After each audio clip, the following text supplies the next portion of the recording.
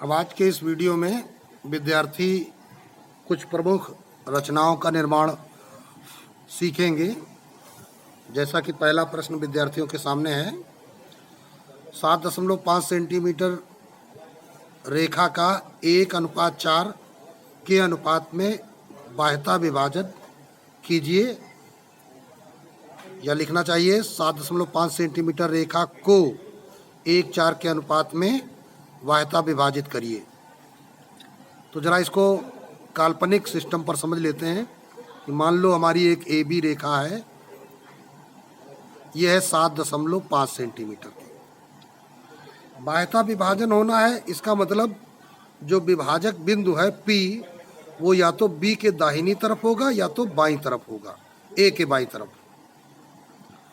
तो ये B के दाहिनी तरफ होगा या A के बाईं तरफ होगा, ये हमको कैसे पता चलेगा? तो जो बिंदु है उसका नाम हम P रखेंगे, बाह्यता विभाजक बिंदु का नाम P रखेंगे। तो AP दूरी और BP दूरी, उसके बाद लिखा जाता है विभाजन के बाद AP और BP, इस प्रकार लिखा जाता है। तो AP अनुपात BP जो होगा वो दिया गया है 1:4। इसका मतलब है कि AP हिस्सा 1 है और BP हिस्सा 4 है। तो जाहिर है कि जो P बिंदु है वो A से 1 सेंटीमीटर दूर है, तब P बिंदु B से 4 सेंटीमीटर दूर है, अर्थात A से दूरी कम है।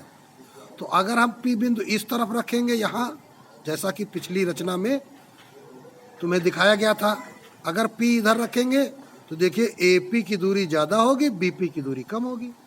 इसका तात्पर्य है कि P बिंदु हमारा इधर कहीं होगा। तब देखिए AP की दूरी कम होगी और BP की दूरी ज़्यादा होगी, अर्थात कुछ ऐसी दशा हमारे पास बनेगी कि P बिंदु हमारा इस AB रेखा के बढ़ाने पर A के बाईं ओर मिलेगा। तो इसीलिए इस रचना को हम आज इस वीडियो में विद्यार्थियों को समझाने जा रहे हैं, क्योंकि पिछली वीडियो में जो बाह्यता विभाजन सिखाया गया था उसमें आपको विभाजक बिंदु P दाईं ओर मिला था। चलिए देखिए, तो रचना के लिए आपको क्या करना है, वही काम। सबसे पहले 7.5 सेंटीमीटर की एक रेखा खींचनी है। तो हम बिंदु चिन्हांकित करेंगे। ये बिंदु हमने लिखा A बिंदु हो गया, और ये 7.5 पर हमारा B बिंदु हो गया, और ये हमने दोनों को मिला दिया। ये हमारा B बिंदु है और ये हमारा A बिंदु है। अब यहाँ पर जो न्यूनकोण हम बनाएंगे वो इस दिशा में बनाएंगे, क्योंकि हमारी ये रेखा इस दिशा में बढ़ेगी। तो इसलिए बिंदु B पर हमने एक न्यूनकोण बना दिया। अब बिंदु B पर जो हमने न्यूनकोण बनाया है, तो इस न्यूनकोण पर हम कितने चाप काटेंगे? जितने इसकी अधिकतम संख्या, बाह्यता विभाजन में अधिकतम संख्या, अंतः विभाजन में अनुपातिक योग। तो हम देखिए यहाँ से 4 समान चाप हमको लगाने हैं। तो ये चाप हमने थोड़ा सा बड़ा कर लिया है। ये पहला चाप लगाया, ये यहाँ से हमने दूसरा चाप लगाया, ये तीसरा चाप लगाया, और ये चौथा चाप लगाया। तो यहाँ से ये जो रेखा था इसका नाम हमने BC रेखा रख दिया है। और ये जो चाप हैं ये C1, C2, ये C3 और ये C4, ये इनके नाम लिख लिए। आनुपातिक अंतर कितना हो गया? 4 और 1 का अंतर 3, अर्थात C3 को अब A से मिलाना है। C3 को A से मिलाना है। मिलाते समय बहुत ध्यान रखना है, अगर 0.1 की भी अगर गलती होती है तो भी ये बड़ी गलती हो जाती है। ठीक है, ये हमने मिला दिया इसको। तो अब क्या करेंगे, हमें एक न्यूनकोण इस पर बनाना है और उस न्यूनकोण के बराबर इस C पर न्यूनकोण बनाना है। तो यहाँ पर हम रखेंगे, और इस चाप को थोड़ा सा छोटा कर लिए हैं, ये देखिए। और ये एक चाप हमने ऐसे एक चाप लगाया, और उतना ही चाप इस बिंदु C पर बिल्कुल वैसे ही लगाएंगे। ये देखिए लगाया। अब हमको इस BC रेखा को थोड़ा सा आगे बढ़ाना पड़ेगा। इस रेखा को हम थोड़ा सा आगे बढ़ा लेते हैं, इस प्रकार आगे बढ़ा लिया, जिससे हमें ये यहाँ पे कटान बिंदु सही से मिल जाए। सॉरी, ये देखिए थोड़ा सा ये अब कटान बिंदु सही हुआ है। तो अब ये जो कोण हमने न्यून कोण बनाया था C3 पर, तो इसको माप लेते हैं। ये मापन का कार्य भी हमको करना पड़ रहा, किससे?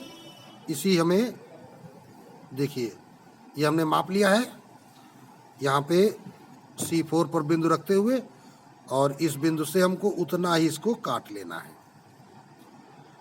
अब ये क्या हो गया? C3 पर बना न्यून कोण इस C4 पर बने न्यून कोण के बराबर हो गया है। अब इन दोनों को मिलाती हुई एक रेखा खींचिए। यदि ये रेखा ठीक समांतर रेखा होगी तो आपका जो जवाब होगा वो बिल्कुल सही निकल के आएगा। देखिए थोड़ा सा ये बगल में हो गई है।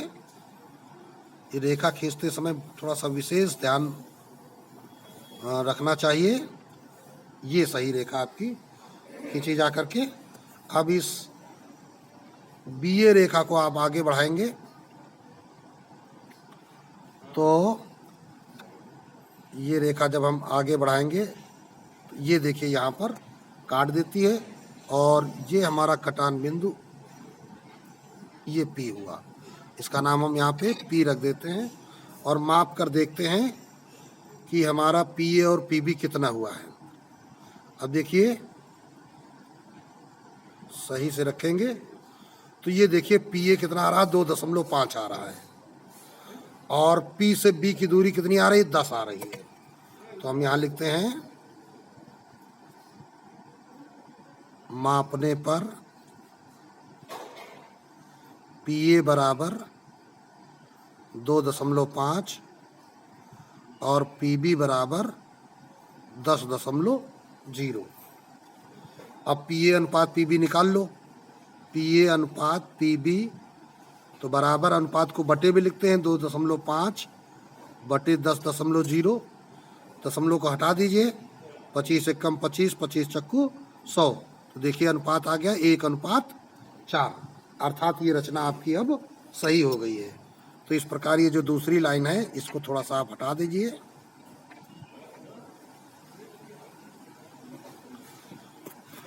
और इस पहली लाइन को सही कर दीजिए। ये जो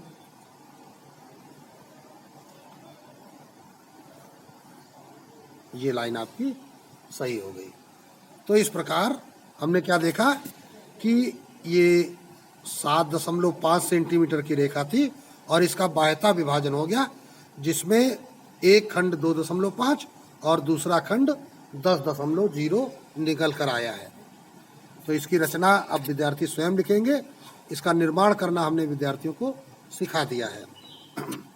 आगे चलते हैं। दूसरा प्रश्न विद्यार्थी ध्यान देंगे। यहाँ पर एक त्रिभुज ABC की रचना करनी है, जिसमें कुछ मापें दी गई हैं, AB, BC और कोण ABC दिया गया है। तो किसी भी त्रिभुजात्मक या कोई भी रचना आपको करने को जब दी जाए तो एक काल्पनिक चित्र उसका अवश्य बनाइए। तो हमने ये एक त्रिभुज ABC बना लिया, एक काल्पनिक चित्र है जिसमें AB 5 है और ये BC 6 है। कोण ABC ये 60 अंश है। काल्पनिक चित्र बनाने से एक फायदा मिलता है कि हम इसकी मदद से अपना वास्तविक चित्र बिल्कुल सही तरीके से बना सकते हैं। फिर कहा गया था त्रिभुज ABC के समरूप त्रिभुज की रचना कीजिए जिसकी भुजाएं इस त्रिभुज की भुजाओं का 5/7 गुनी हो। तो ये त्रिभुज है और 5/7 गुने का मतलब क्या हो गया कि जो नया त्रिभुज हमारा बनेगा, जो नई भुजा होगी BC की, वो 5/7 होगी। ये अनुपात 7 का पहाड़ा इसमें एक बार तो जाएगा नहीं, 1 से कम है, तो इसका मतलब ये अंतःविभाजन यहाँ पर बनेगा जा करके। तो चलिए अब पहले तो फिगर बनाते हैं, त्रिभुज की रचना करते हैं। तो जिन विद्यार्थियों को त्रिभुज की रचना करना नहीं आता है वो बिल्कुल ध्यान से इस रचना को सीखें। सबसे पहले आधार BC खींचा जाएगा 6 सेंटीमीटर का। तो हमने ये दो बिंदु ले लिए, ये बिंदु ले लिए हमने, इन दोनों बिंदुओं को मिला लिया, तो हमारा ये बिंदु है बी और सी, इनकी माप है 6.0 सेंटीमीटर। अब इस बिंदु बी पर देखिए एक न्यून कोण 60 अंश का बना हुआ है, तो यह न्यून कोण हम पटरी और प्रकार की सहायता से बनाएंगे। जितने कोण पटरी और प्रकार की सहायता से बनाए जा सकते हैं वे सारे कोण पटरी और प्रकार से ही बनाए जाएंगे। ये विद्यार्थियों को अवश्य ध्यान रखना है। ये देखिए यहाँ पे हमने एक चाप रखा और हम जानते हैं कि ये पहला चाप जो लगता है वो 60 अंश का ही होता है। तो इस प्रकार इस चाप पर एक बिंदु बना लीजिए, चिन्हांकित कर लीजिए, और ये आपका कोण 60 अंश का बन गया। अब क्या करना है, देखिए इस रचना में क्या दिखाई पड़ रहा है, बी ए कितना है 5, तो इस पर आपको 5 सेंटीमीटर की रेखा लेनी है। तो पहली रेखा ही पटरी की सहायता से खींची जाती है माप कर, जैसा आपने ये BC 6 सेंटीमीटर की रेखा खींची थी। अब दूसरी रेखा पर हम ऐसा माप कि 5 सेंटीमीटर निशान लगा ले नहीं कर सकते हैं। तो इसके लिए हम इस पटरी को देखो ऐसे सामने आपके रखे हुए हैं, और हम करते क्या है, देखिए 5 पर हमने प्रकार की नोक रखी हुई है। विद्यार्थी बिल्कुल ध्यान से देखें, ये देखिए ठीक 5 पर ये हमने नोक रखी हुई है, और अब इस प्रकार इसको हम पटरी को आगे बढ़ाएंगे कि हमारी प्रकार की नोक देखिए खिसकनी नहीं चाहिए, और पेंसिल की नोक हम ले जाएंगे 0 पर, और इसको फिर से रख के चेक करते हैं। अभी थोड़ा सा बढ़ाना पड़ेगा, तो ये देखिए इस प्रकार दिखाई दे रहा होगा, या इस प्रकार आपको दिखाई दे रहा होगा। ऐसे कम दिखाई दे रहा हो तो हम देख लेते हैं। इस प्रकार यहाँ पे हमने यहाँ पे रखा हुआ था, और ये देखिए अभी कुछ छोटा लग रहा है, थोड़ा सा आगे बढ़ा देते हैं। अब देखिए ज़्यादा हो गया है, तो हम थोड़ा सा इसको कम कर देते हैं। ये देखिए अब ठीक 5 सेंटीमीटर का ये चाप बन गया है। जब आप अभ्यास करेंगे तो चाप को लेने में ज़्यादा समय नहीं लगेगा। ये हमने एक चाप यहाँ पे काट दिया, और हमने देखा कि अभी ये चाप इस रेखा को नहीं काट रहा है, तो हम इस रेखा को थोड़ा सा आगे बढ़ा देते हैं। ये रेखा हमने थोड़ी आगे बढ़ा दी, तो ये कटान बिंदु यहाँ पर तुमको ए मिल गया, ये कटान बिंदु। अब ए को सी से मिला दीजिए,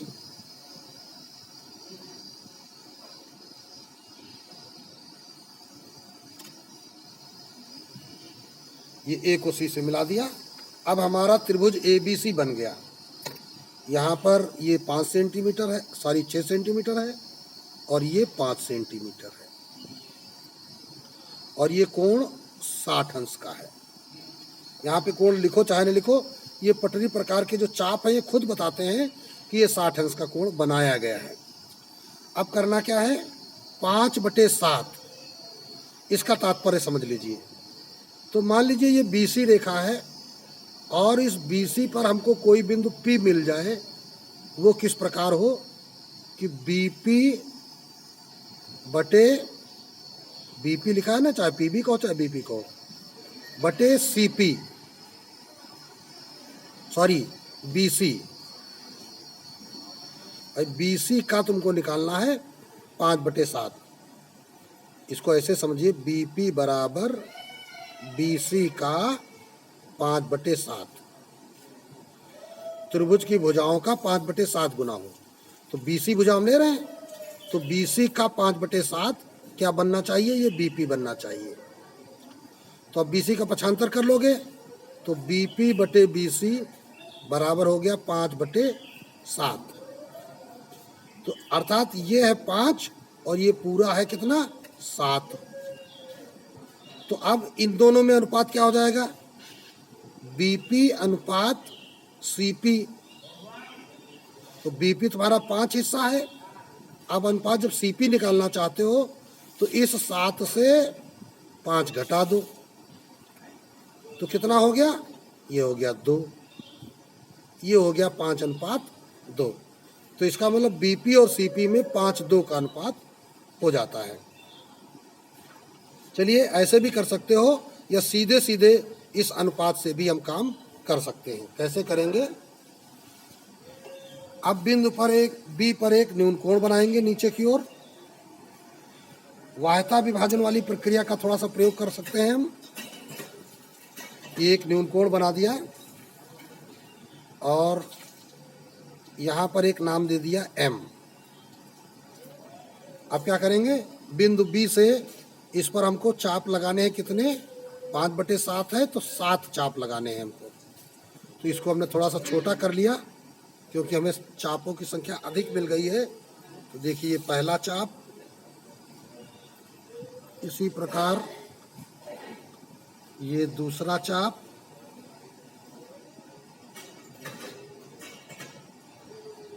ये तीसरा चाप,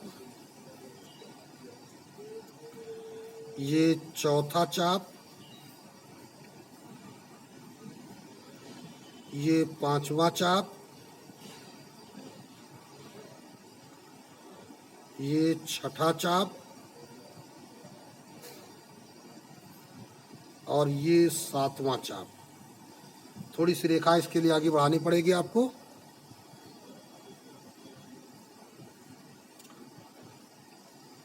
ये हमने रेखा आगे बढ़ा ली। तो इन चापों के नामकरण कर देते हैं M1, M2, M3, M4, M5, M6, M7। ये चापों के नामकरण कर दिए। अब ये 7 चाप हो गए। अब BC का अनुपातिक हिस्सा कितना था? 7 था। देखिए BC का हिस्सा कितना है? 7 और BP का हिस्सा कितना है? 5। तो इसके लिए आपको इस 7वें चाप को C से मिलाना होगा। इस 7वें चाप को C से मिला दिया। अब देखिए एक संयोग बन रहा है यहाँ पर कि ये जो 7वां चाप है लगभग ऐसे लग रहा है कि बिल्कुल AC रेखा के सीध में हो, बल्कि आप ये जो CM7 रेखा है यह AC रेखा से अलग है। यह एक संयोग है कि यहाँ पे ऐसा काम हो गया है। अब इस CM7 के समांतर M5 पर, इसका अनुपात कितना है? 5। M5 पर एक रेखा तुमको खींचनी है। तो हमने विद्यार्थियों को सेट स्क्वायर दिखाया था, तो सेट स्क्वायर की सहायता से आप इसका रचना करें। तो देखिए ये हमने लगा दिया CM5 में, सेट लगा दिया अपना।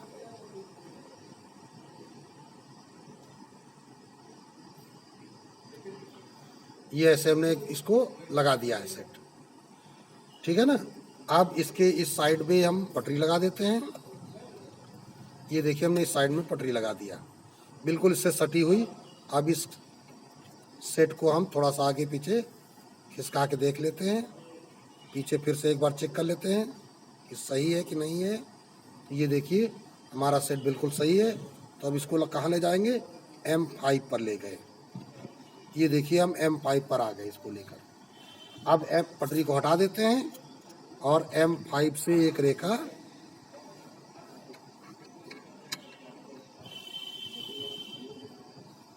ये रेखा एक M5 से खींच दिया।